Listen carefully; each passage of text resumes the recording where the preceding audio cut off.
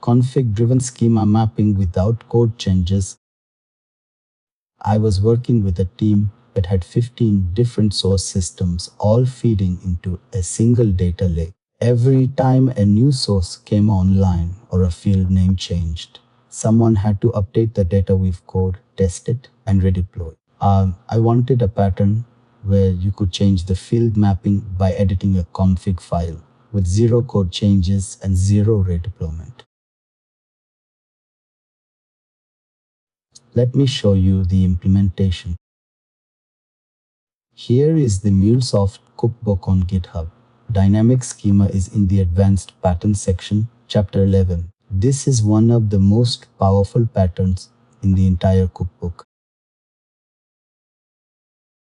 Starting in the DataWeave folder, all 98 patterns live under here. And 10 category folders. Advanced patterns is chapter 11, where the more sophisticated techniques live. 9 patterns in advanced patterns. There is dynamic-schema.tel. Let me open it up.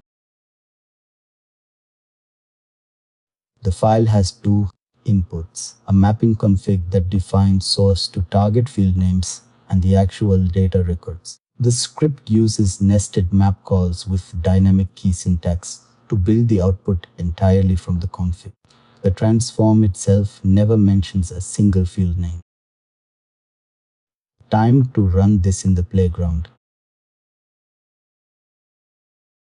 3 panels. Input left, script center, output right.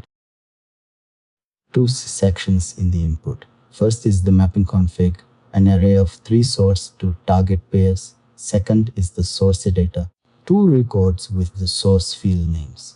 The config says cust ed maps to customer, cust name maps to customer name, and order amp maps to order mount. Those legacy field names get renamed automatically. 2 source records, AmCorp with an order amount of 5/200 and Globex Inc. with 3/100. Both use the old field names. 3 field mappings, 2 source records. The config is the only thing that knows what the output should look like. Let me run the transform. Now the DataWeave script. Notice that it never mentions customer, customer name, or order mount anywhere. Outer map iterates each. Let me run it and see the mapped output. 2 records with customer, customer name, and order mount. Every key came from the config. If I add a 4th mapping entry, like source email to target contact email, the transform picks it up on the next run without any code change.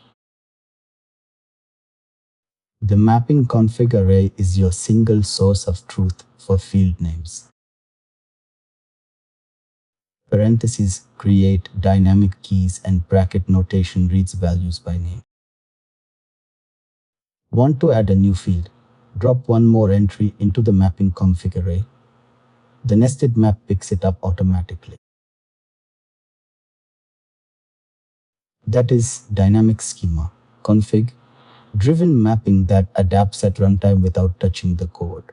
Next, we are getting into generics and type safe patterns. Subscribe so you do not miss it.